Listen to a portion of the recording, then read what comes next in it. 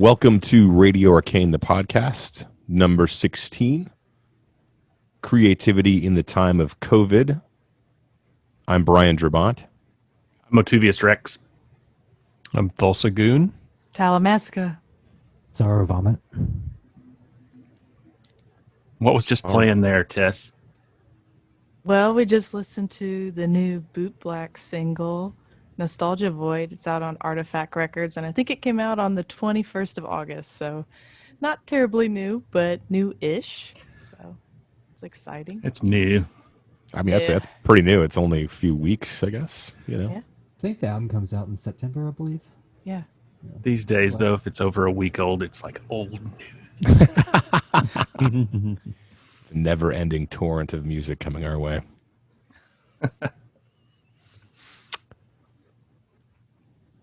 Here we are. Live and in color. Yeah. Don't you feel not so in vulnerable? Yeah. I know, yeah. It's not our normal sort of surroundings in Art Sanctuary. We're now at our individual abodes, communicating directly to you. Which opens us up to the world. We don't have to interview people solely in our own space at Art Sanctuary anymore. This is true. It's nice. Now we can interview people anywhere in the world as long as they have access to Zoom. True. So what's everybody been doing while we've been quarantined? And I mean, I think... go ahead. We saw each other once at Art Sanctuary, like had a little family meeting and stayed far apart. But I know you've been watching The Black Hole recently, right? I did watch The Black Hole again after 31 years. Yeah. And the last time I saw it, I was a child. 41 years, right? 70. No, you're right. 41 years. 41 years. My math is bad. 41 fucking years. God damn, I'm old. Yeah, last time I watched it, I was a child. And I mean, I was shitting all over it, and I probably watched it about 10 or 15 years ago.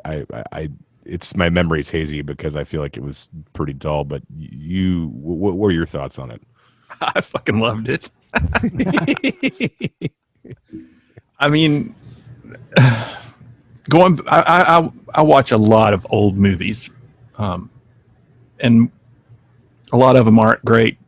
Some of them were classics, like Logan's Run. I think I mentioned I watched not super long ago, and I love that. I fucking love that. I mean, and those movies couldn't be more different. Now, granted, Logan's Run is like, Black Hole is like a PG Disney movie, and Logan's Run is rated R. Yeah.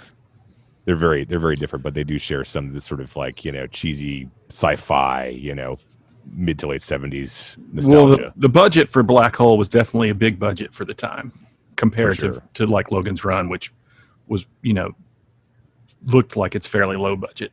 For sure. But the fashion in Logan's Run's amazing, man.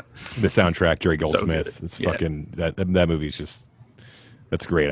It's just completely quotable, like the robot. You remember the robot, in the ice area, the fish and plankton and protein from the sea. Fish and plankton and sea greens and protein from the sea. I'm ready, and you're ready. That guy. I think he's like Michael York too. And now I've got to go back and watch the old Three Musketeers and Island of Dr. Moreau and stuff like that. Man, that Michael York was in. I love all that shit. But the Black Hole, we had talked about it previously, and you thought it was really bad. But I think because of my nostalgia, I get that. It's just like, I just love the whole feel of it. And the stupid little Bob robot with Slim Pickens. Little redneck robot floating around. I think that was one of the things that really just made it terrible for me, actually, to be honest with you. So endearing, being from Kentucky. Okay. Well, I will say the special effects. I thought. I mean, that scene with the one scene that always sticks out for me is that asteroid like rolling down the middle of that fucking gigantic spaceship was pretty cool. I love the end to the robot hell. where it reflects the Frankenstein story basically somewhat. You know, the mad scientist with his robots that's basically ends up consumed by his own monster at the end, and he's in the robot hell inside of Maximilian. Spoiler alert. So, well, oh, sorry.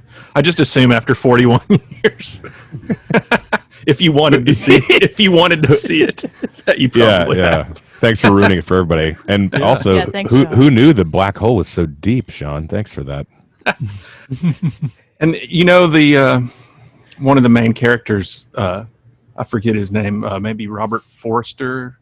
Yeah, Robert Forster is in that. That's right. Yeah, and he was in Breaking Bad and Better Call Saul. He just passed away in 2019. He's also in Jackie Brown. Yeah, it was it was super cool to see him young, and you know, I don't know.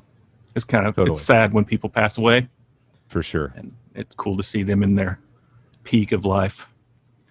So, I enjoyed it. I thought it was great. Briefly on movie stuff, and I'm not trying to steer us in a particular direction, but Dune trailer came out today. So for all who are listening, this may be a little bit late, but thoughts, anybody? I thought it looks amazing to me. Yeah, it looks really I'm good. excited. I didn't get to watch it yet. Oh, I'm excited to watch it. Tom. Yeah. Tom. I thought the casting was fucking tight, man. For sure. Yeah, a lot of great. Oh my God, Stellan Skarsgård as Baron Harkonnen fucking looks amazing. Ooh, that's good. That's good casting. Yeah. I forget the main guy's name. Timothy Chalamet? Yeah, Timothy yeah. Chalamet. He plays Paul Atreides, and then his father's played by Javier Bardem. No, No, it's Javier not Bardem. him. Javier Bardem is I don't know if Javier Bardem. No, Duncan Idaho, I think, is the guy who was in Game of Thrones, and I can't remember his name right now. Javier Bardem plays another Atreides. So excited. This is Anyways. where our off the cuff talking fails. Yeah. We don't know what we're going to talk about, so we don't have any notes to say who people are. That's okay. That's all right. Oscar Isaacs is Duke Leto Atreides, is Paul Atreides' father, and I can't That's remember good who too. Javier Bardem is. Damn. Yeah, it's a really great cast. And again, the guy who was the guy who's like the professional wrestler turned actor as of recently, who was in Blade Runner 2049 as well as the Guardian of Galaxy's movies. He's in it as well. Can't remember his name. Batista? Yes. Yeah. Yeah, I can't remember his first name. Dave Bautista. Thank you. Yeah. Yeah, he's fun. He did a good job in Guardians. Yeah, it's kind of weird to see him with no makeup on. Right. I was like, oh, that's that guy. Okay. Right. Well, speaking of fun sci-fi stuff, and kind of Logan's Runny, I watched Future World last night. I put it off for too many years. What is that? That sounds familiar. It's the sequel to Westworld that nobody watched. Right. So the original Westworld's in the early 70s? Yeah, that's Yul Brynner. Right. Was in that, right? Yeah. Yul Brynner was in a dream sequence in Future World. This was his last movie before he died. Shit. Wow. But if you watched the old movie and then you watched the HBO series and you were like, how did they get from there to here? It's because of Future World. You watch that and it gets into like all the Delos stuff, and it's got people working on the machines behind the scene and all this stuff. Did Crichton write the screenplay for Future World as well? Do you know? I'm pretty sure he didn't. So they just kind of like extrapolated on whatever he had written for Westworld, and the writers. Interesting. I had no clue. That's really cool. Yeah, no, it was surprisingly good. I enjoyed it. So No shit. yeah, if you're curious, it's worth a watch. Has I'll Peter check it Fonda out. in it. Oh, I like Peter Fonda. Is he still alive? Yeah. I think Oh he no, is. I should know He that. is. I think he is still he is. alive.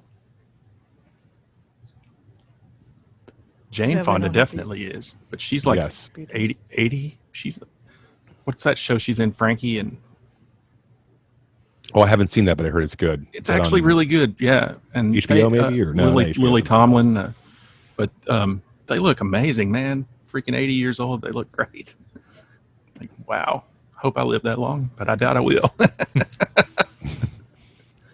You watch that new Charlie Kaufman movie on Netflix? No. Yes. Oh, don't Is it good? We can't talk about that right now. Okay, yeah, don't talk about it. No, it's okay. You're I had friends that said they had to stop it midway through. That's the only thing I'll say. It's because they needed a break from it because it was very intense in certain ways. But that's the only thing I was reported. So.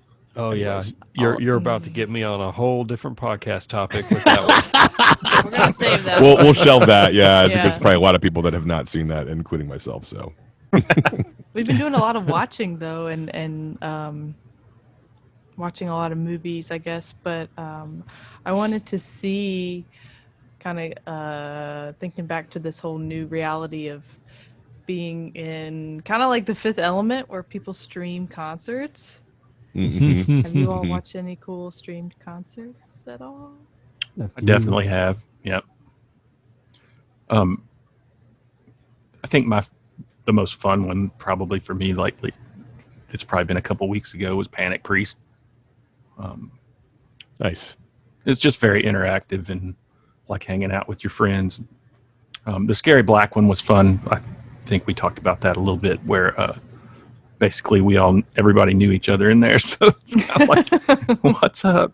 So while Albie's playing, we're all talking to each other and stuff. So that's kind of cool. The interactive element is important, I think, for those to kind of feel connected. And we are, by the way, going to be streaming Scary Black again with Viva Melancholia on Saturday, September 19th. Yeah. I'll play a little clip of those, and then we'll come back.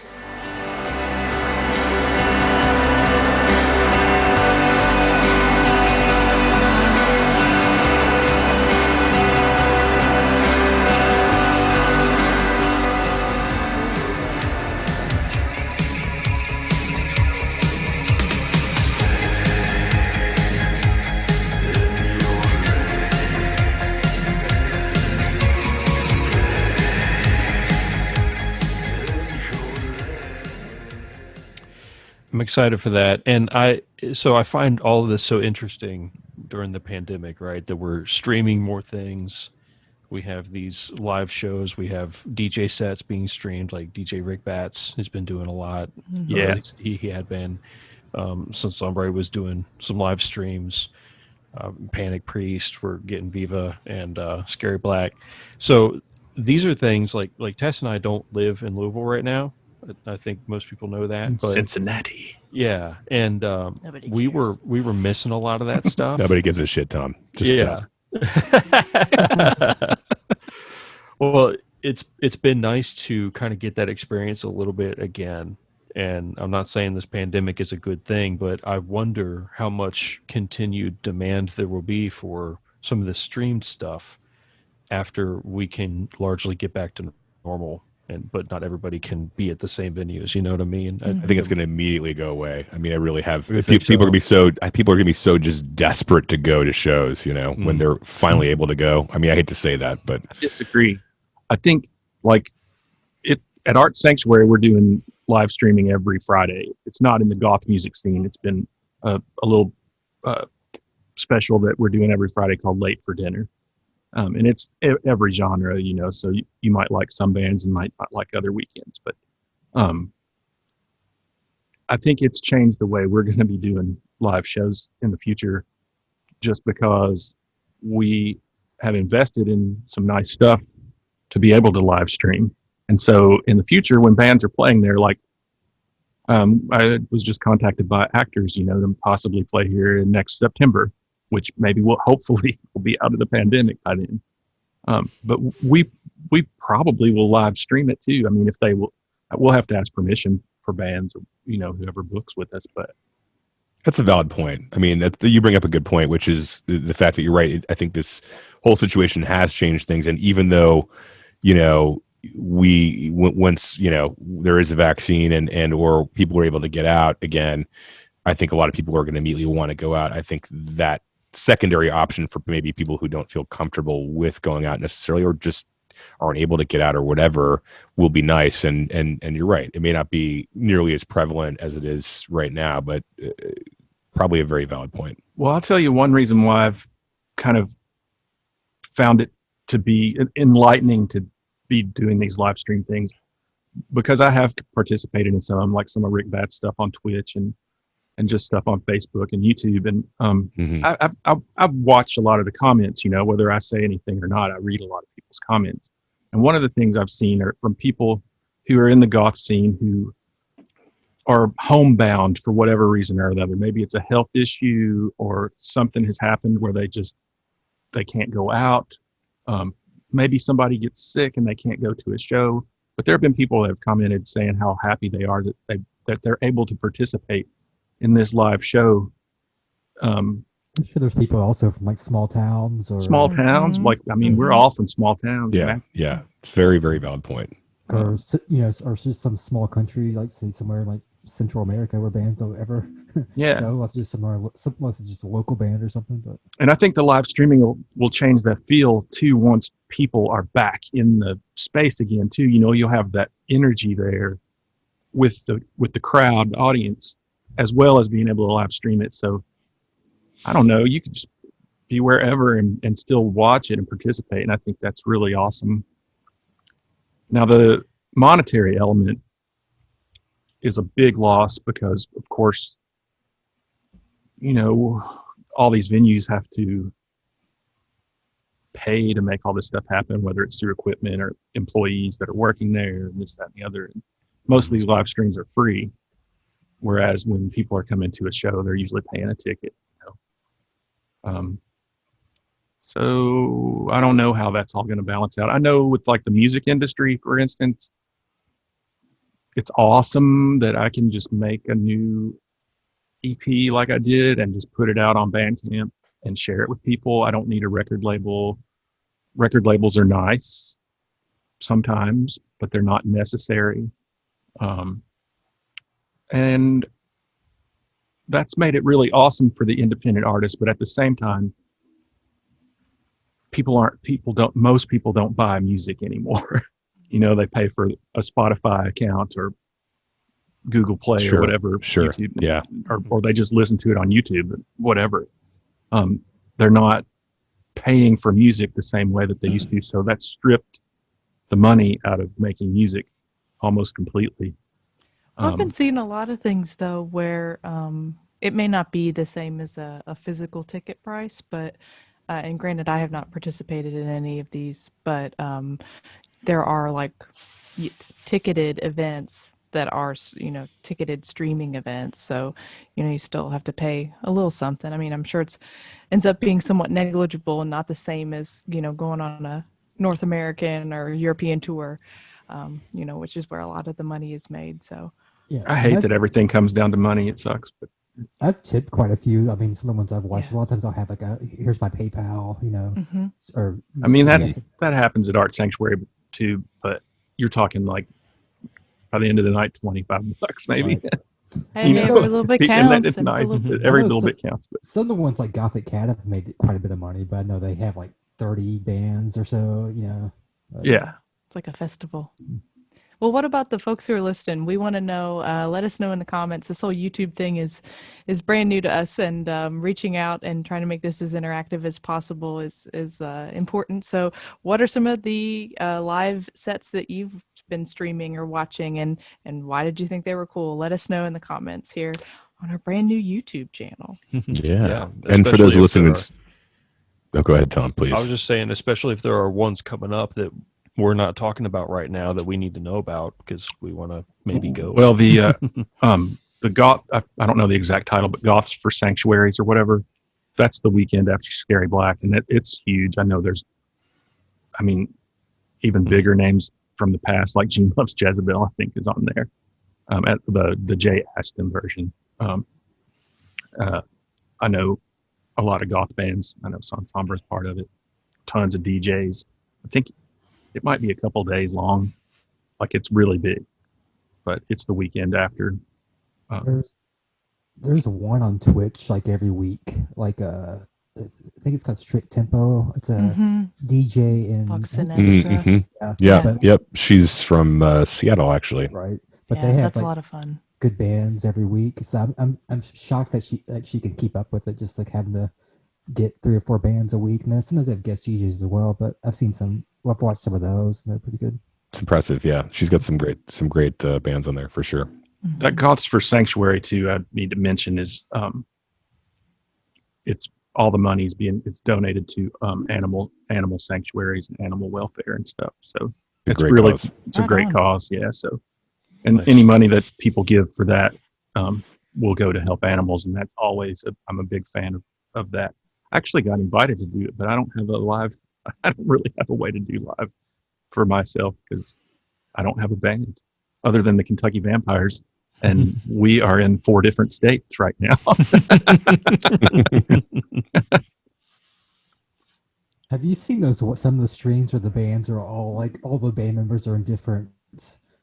That's weird. I love that. That is so cool. That's totally freaking weird. Yeah. That's got to be hard to coordinate that with like a lag or whatever, right? So, okay, I want to talk about that for a minute because I'm convinced, and I don't know this for sure, but I'm convinced that they are each recording their own part of the song, and then they're sending it to somebody because the lag is insurmountable. I mean, you start dealing with speed of light at that point. Well, radio stations use what's called I can't remember the name of it. It's a specific phone line to radio stations that can transfer high quality audio at very, very, very quick intervals. I can't remember the name of it's like a specific phone line, and it's very, very expensive and literally. Yeah, but people doing it at home don't have radio stations. Yeah. Good point.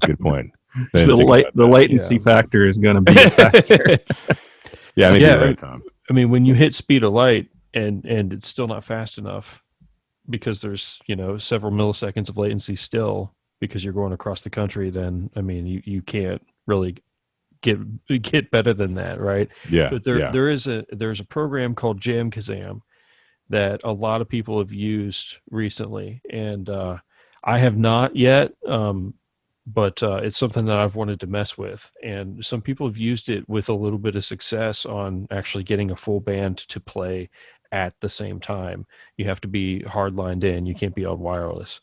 But it's funny because it was a project that spun up a long time ago. Like I want to say back in like the early aughts or maybe mid aughts. I can't remember now. But then it got shelved and was sort of sitting there for a long time. And then immediately when the pandemic happened, everybody starts hitting Jam Kazam forums saying, "Hey, I need this now."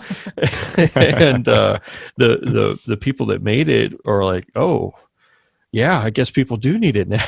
And they started really paying attention and jumping on the forums themselves and releasing updates and stuff. And they're working hard on it. So it's something I think might be worth checking out if somebody did want to try that real time stuff.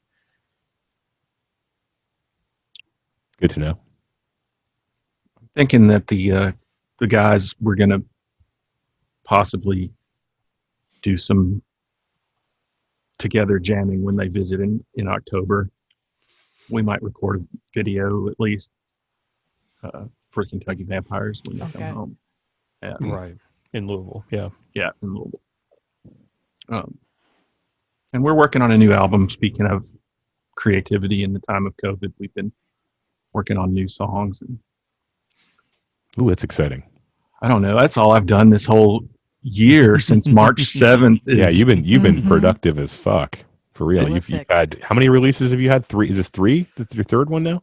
Well, I mean, for my own stuff, for your own personal stuff, I've done 2 singles and 1 4-song EP. So right. So 3. I mean, 3 separate releases. Though, since all this has happened, you've been incredibly productive. Well, and to get 6 songs out, I've got 15. So basically, sure. Stuff just sits on the shelf, and not everything. It's some gets laid on the cutting room floor or whatever. But yeah. And some stuff may get used, it may not. It's the same with our last album when we did Crimson Curse. I mean,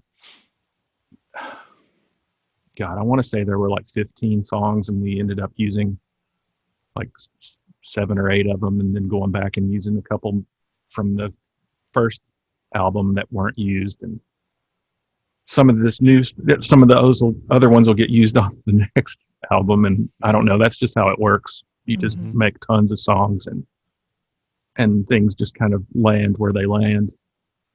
Totally. I don't know. I think wait to hear some of those Crimson Curse songs live. That's going to be cool.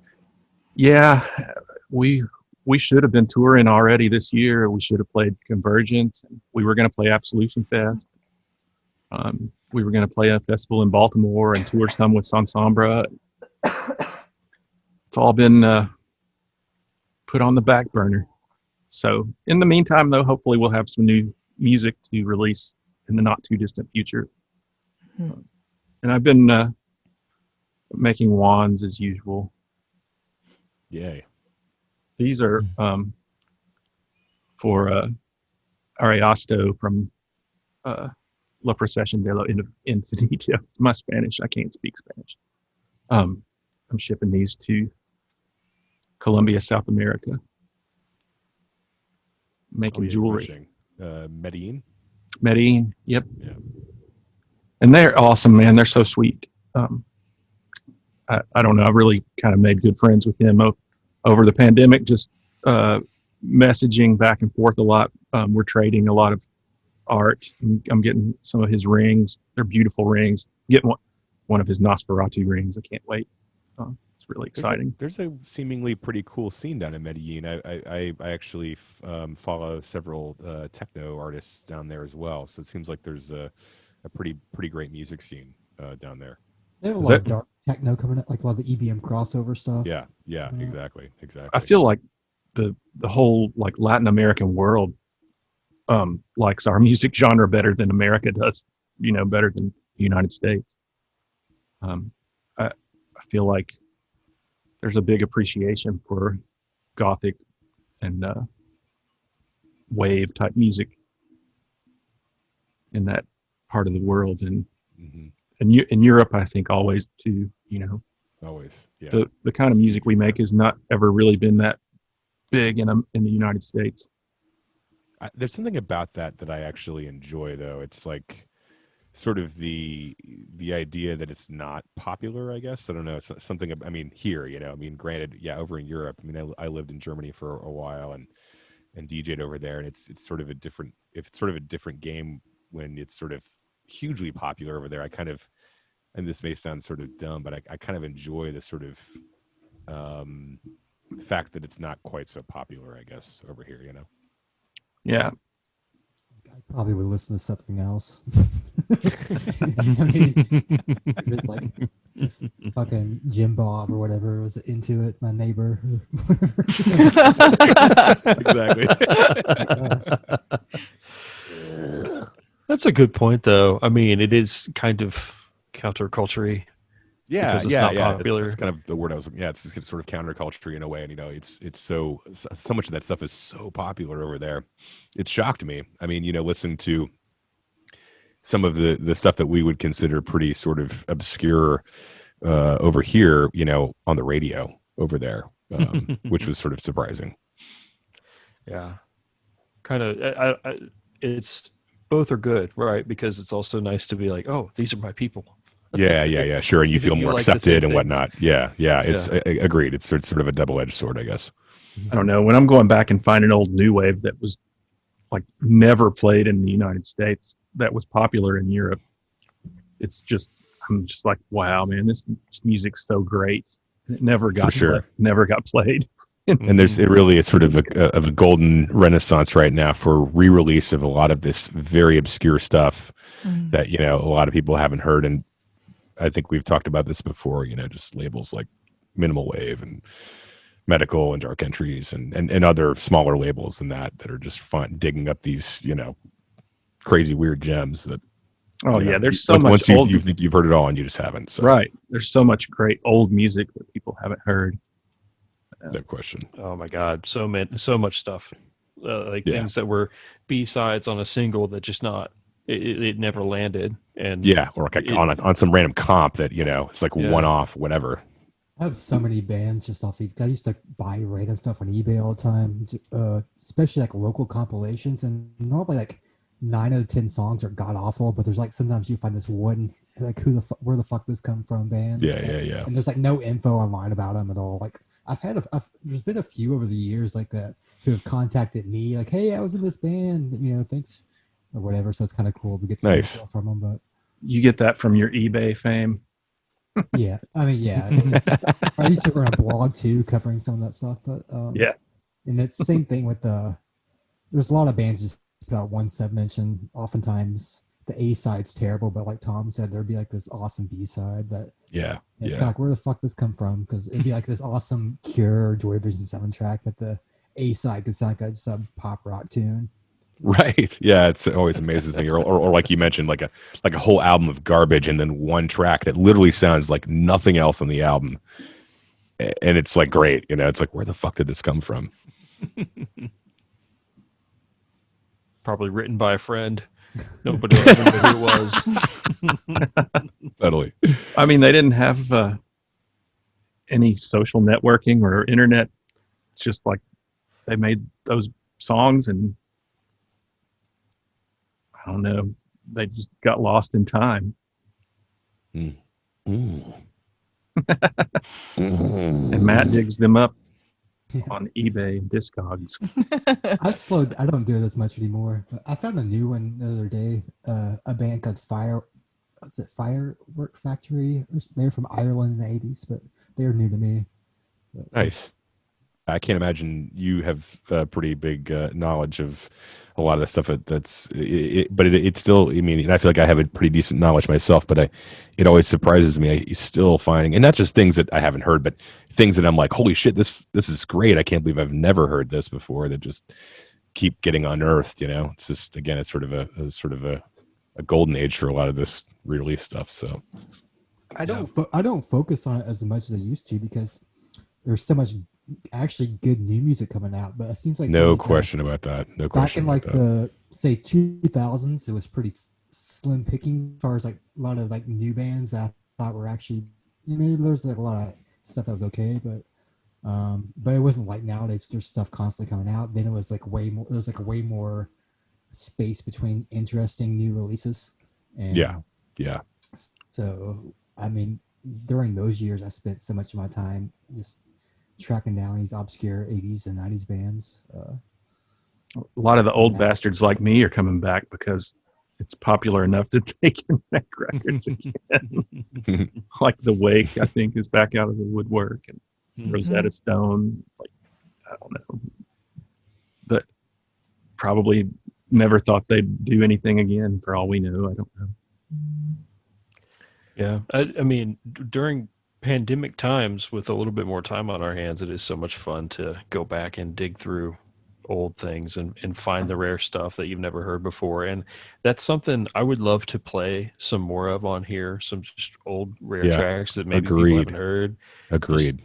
Just drop some of those gems and see what people think. So if there's demand, then I would love to play some of that on here and then talk about the history or non-history of the group, right? There are so many examples of, we have no idea really what these people anything about these, anything with a band other than just a fucking track, you know. No doubt. I'm with you on that one. I would love to do that as well. A lot of them made one record and disappeared, or one single. Yeah. I mean, surely they made more than that. It's just that one single is the only thing that ever saw the light of day. Yeah. And then, you know, like I know Matt used to buy a lot of cassettes. You got a lot of cassettes too, probably stuff that just people self-produced. Yeah, well, just a lot of demo tapes that and some of them, a lot of them are pretty shitty, but there's some that are actually, totally solid albums. So it's kind of, sometimes it kind of shocks me. It's like, how does all this crap get put on vinyl? But, but you know, because vinyl's not cheap, right? It's not today, but I think probably like 30 and 40 years ago it wasn't. There was a lot more vinyl production. You know, now it's like there's only a few places you can get vinyl pressed.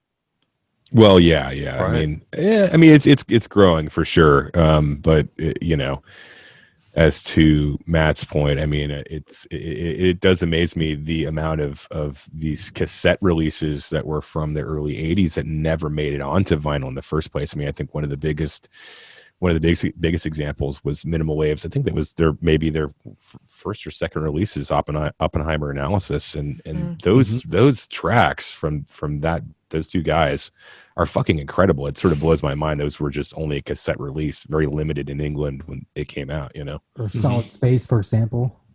Yeah, so exactly. Yeah. I mean, the original cassette used to sell for several $100s when it did show up on eBay, and it was like bootleg. Yeah, totally. We probably need to start wrapping it up, so we don't have a. Let's I was just thinking maybe we should, if we want to, we can kind of do a bit of a round robin here and see what everybody's been doing creatively. I know, Sean, you kind of went through some of the things you've been doing, like Tom, Tess. Yeah, I mean, trying to stay motivated, right? That's the hard part, I think, is trying to stick with something. And I want to make sure that we cover this idea that we're talking about being creative, right? We're talking about using our time during this pandemic, but it is okay if you don't pressure yourself to try to produce something or generate work if you're not feeling it. It's not worth it. It's not going to be good. You're not going to be happy with it. Just chill. It's okay to not do anything. At the same time, if you are ready to do something, then strike while the iron's hot, right? Which I've tried to do. And so, I mean, Sean and I are doing some Kentucky Vampire stuff. Sean, you did a cover that is pretty cool that I was happy to play some drums for. Yeah. So I'm excited for that one to come out. Stagecoach Inferno is staying busy, trying to get some work together for another album.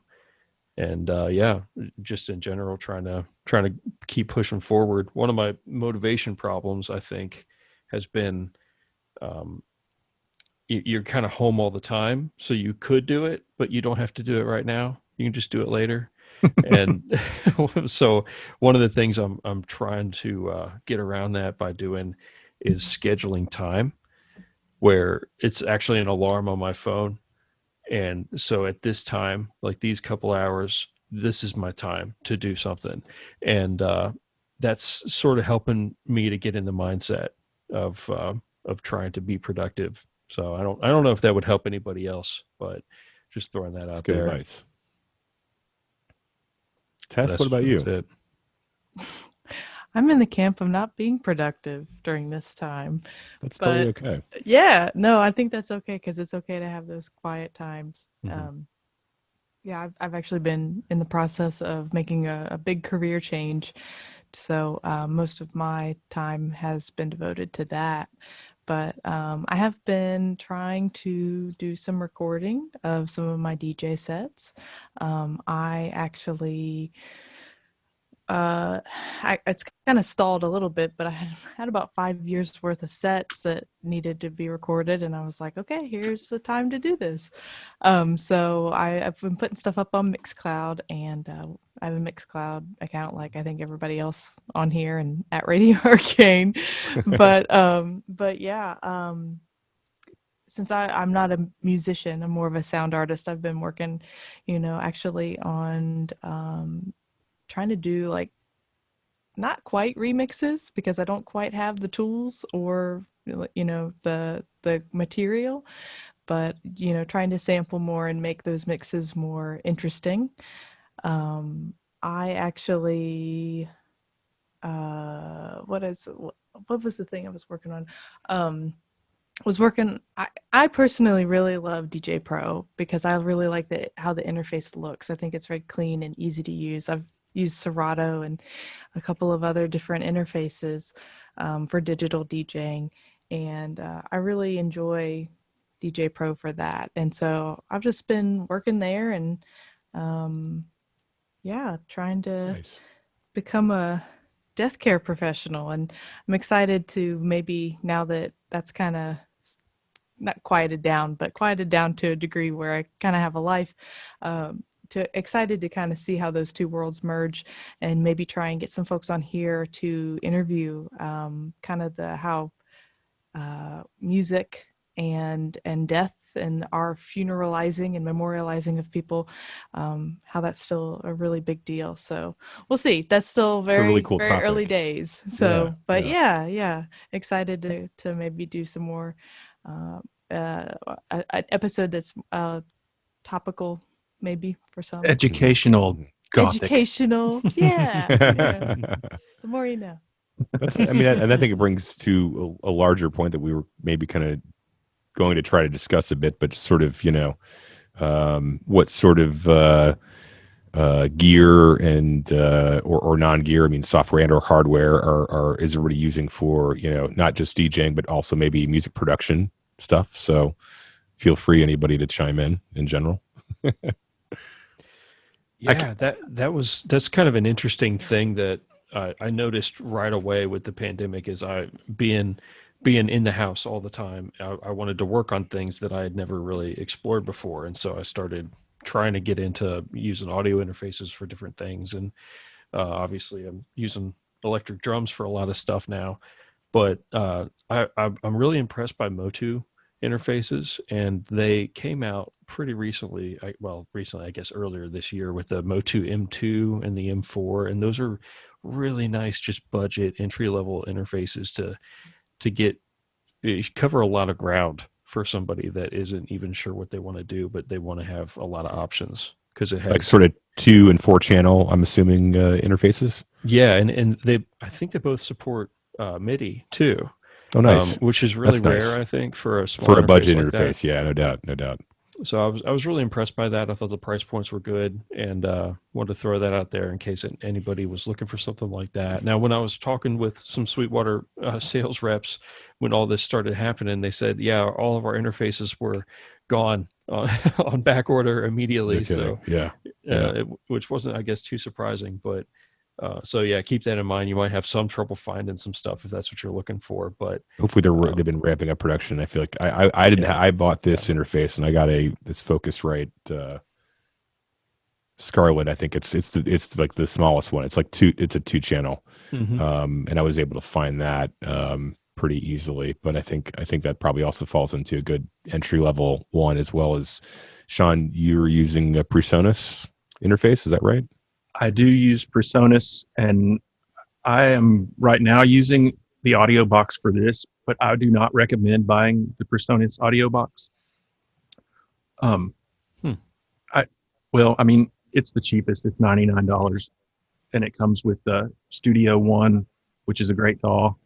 But I recommend, if you want PreSonus, spending the extra $100 and getting the Studio 26C. I know this is probably a really boring topic for people who don't care about gear, but for people that do, especially if you're looking into recording, the 26C just has a lot better capabilities, and you will be happier with it in the long run. The audio box is great for like introductory, for $100 and you get the DAW. There's nothing wrong with it. It just, to me, it's worth spending the extra $100 and getting the 26C. There is a middle version to the 24C. I recommend skipping that and going to the 26, or hot. I don't need more than a couple channels to record at home. If you're just doing home studio. So the 26C gives me everything I need. And I actually use Reason 11 Studio Suite right now for my primary DAW, though. And the only reason why is because I've been using Reason for 20 years and I don't want to learn a new DAW. I get that. Just like, I get that. I know FL Studio's great. I know Ableton's great. I know that Logic is great. There's so many. I've always said, and I think certain ones are geared towards certain things. I feel like there's Ableton is geared in a lot of ways towards electronic music. I use Ableton exclusively, and I think certain DAWs sort of fulfill certain things, but again, a lot of it, like you mentioned, has to do kind of with what you end up starting with, right? There's so much inside of a DAW that you almost can never learn everything there is to know about any of them, probably. And it's just like, I've spent so much time in Reason, and I have Studio One Presonus. It's a great DAW. I like it for actually recording in sometimes, but when it comes to tweaking and editing, and I don't know, I'm just so used to Reason. I've been using it so long that I just can't make myself switch. Well, I mean, once you start, you know the shortcuts, you know how to move through it quickly. And once you get that skill, it is really hard to just say, I'm going to start from square one now for no real good reason. Well, I was about to switch until 9 came out, which they did it just in time to where they started allowing VSTs to where you could integrate VSTs, because before Reason was really limited on that element. But then as soon as I started doing all that stuff, then I went back and I record outside the DAW. I'm using an old Alesis HR16 drum machine. I'm not using any of the stuff in the DAW anymore. For a while, I really wanted to use. I liked that HR16 sounds fucking amazing, by the way. Oh, thanks. It's really like it was a crap drum machine from the 80s, but it has its own kind of sound. And it does. It's what I learned on when I was young, and I went back to it. And, I don't know. I wanted to get out of the DAW more. What's your drum machine's name? Very important goth questions right here. Super important. Yeah. I don't think you have a name. I don't have one name. Oh no. I didn't do a doctor.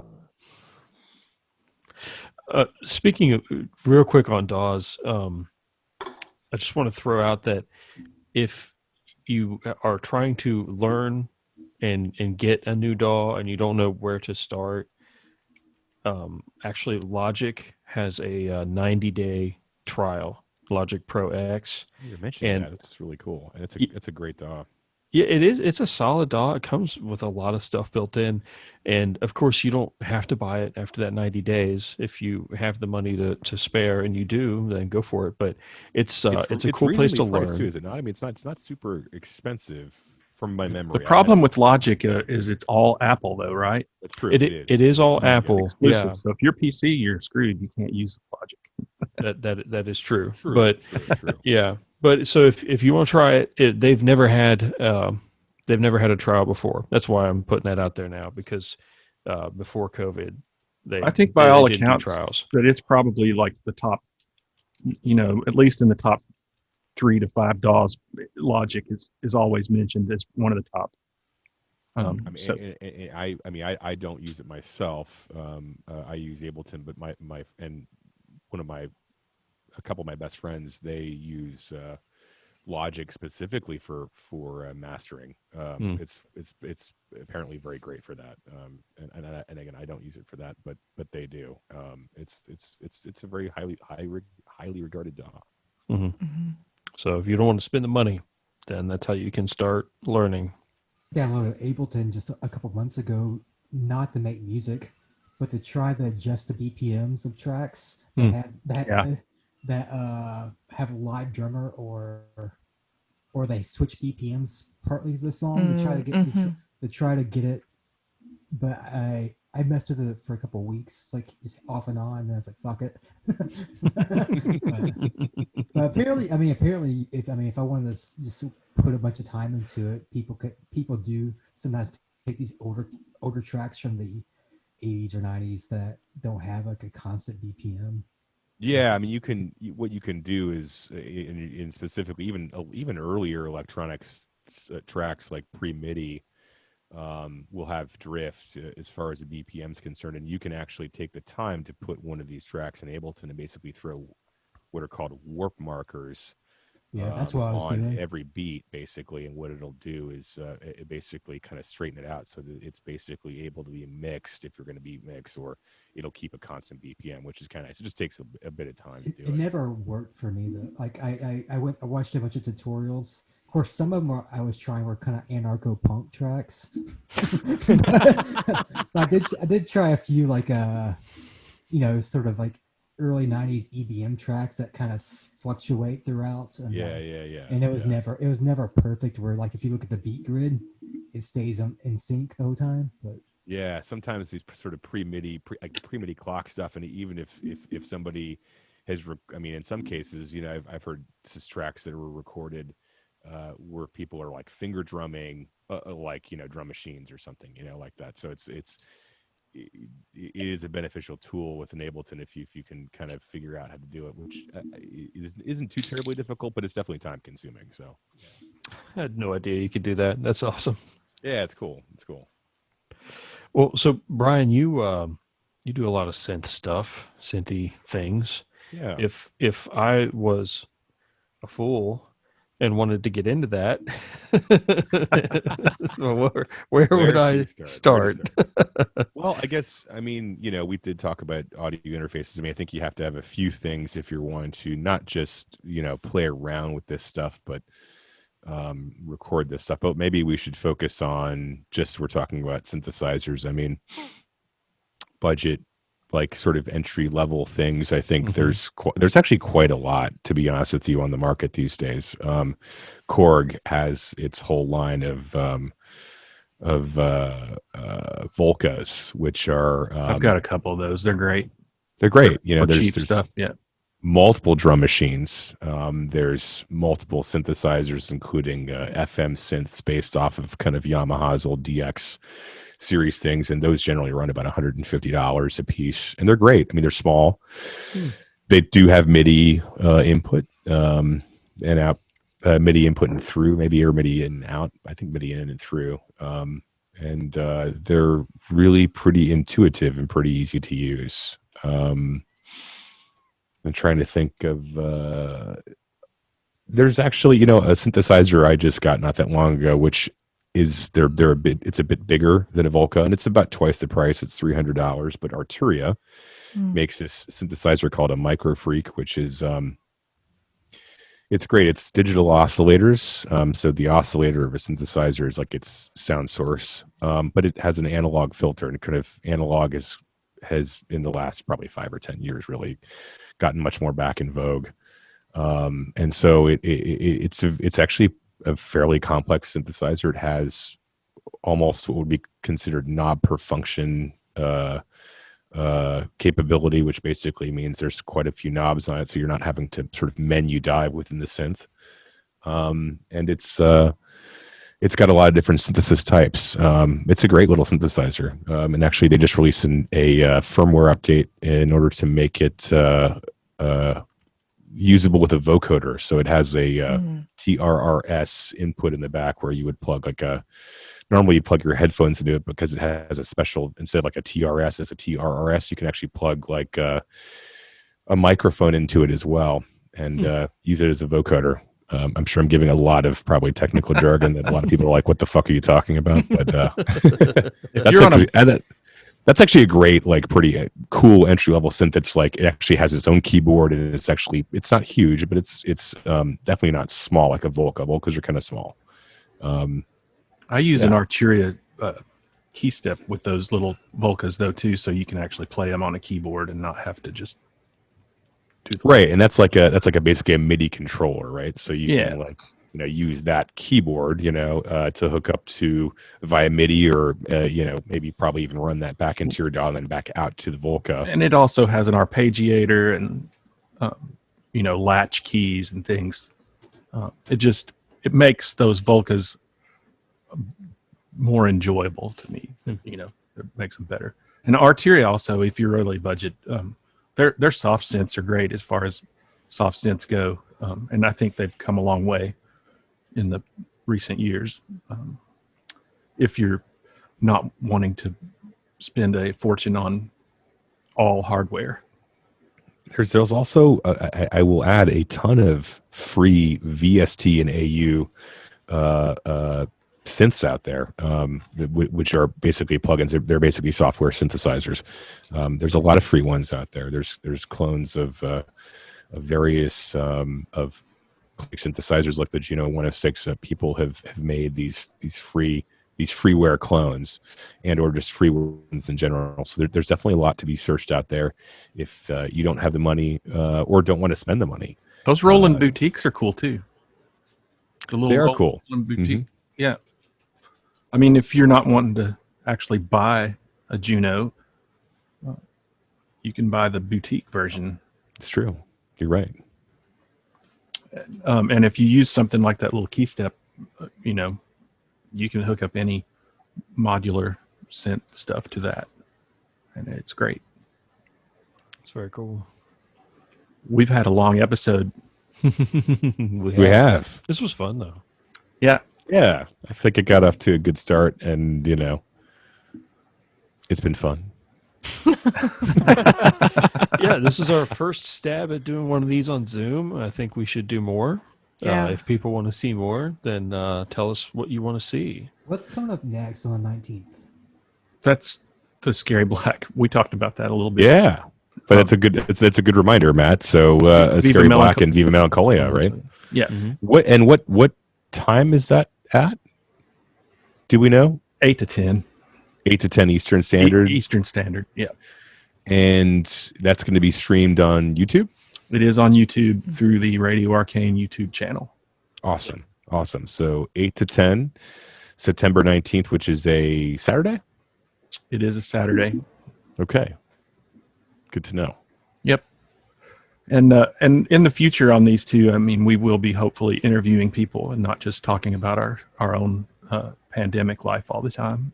I want to talk more about how the black hole sucks. We'll bring Bill on here with all his black hole toys. Oh, right. I bet those are rare and probably very spendy too. Oh, his toy collection from the 70s and 80s.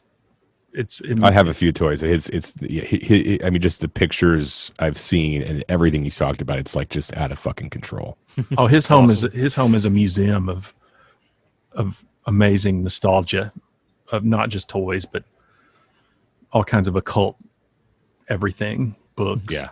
I mean, just the little art. scene looks fucking amazing. So great. We're going to start a new series, Arcane Cribs. Yeah, well, Bill it has to happen. Everything will be a letdown after going to Bill's place. That's true. That's very true. So clearly Bill's house should be the season fucking finale, right? Yeah. I mean, like, Yeah. we need to start out with like, you know, just like these are like sort of simpleton cribs, and we move on to Bill's at the end. So. Simpleton Cribs. I don't know. I'm not going to Bill's house unless Matt does some really good Jane Mansfield drag because of all of Bill's Anton LaVey shit. Uh-oh. Matt, we can't hear you. He went off mic. Can you hear me now? Yeah. Yeah, there you go. Yeah. Oh I shoot. don't know how I feel about that.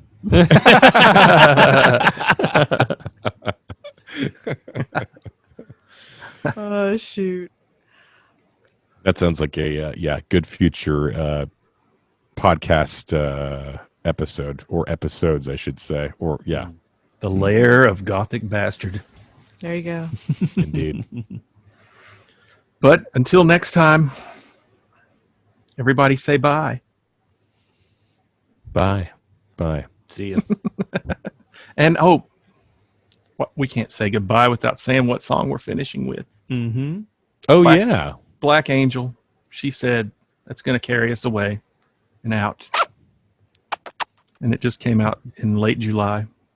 That's wonderful. It's so old at this point, though. God, Yeah. what the fuck were you thinking? Available on Bandcamp. Ancient. Yeah, it's just like fucking years old at this point. Yeah, Came out on A-Track in July. I saw it's already Came out on Betamax in July. Yeah.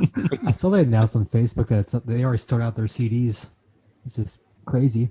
Yeah. Oh. Yeah, I saw that. Yeah. On Nice. Bandcamp. They're doing some more pressings. So good for them. Yeah. Go Black Angel. Yeah. Yay. Take it away, Matt. Vowels, not Matt. Sorrow Vomit.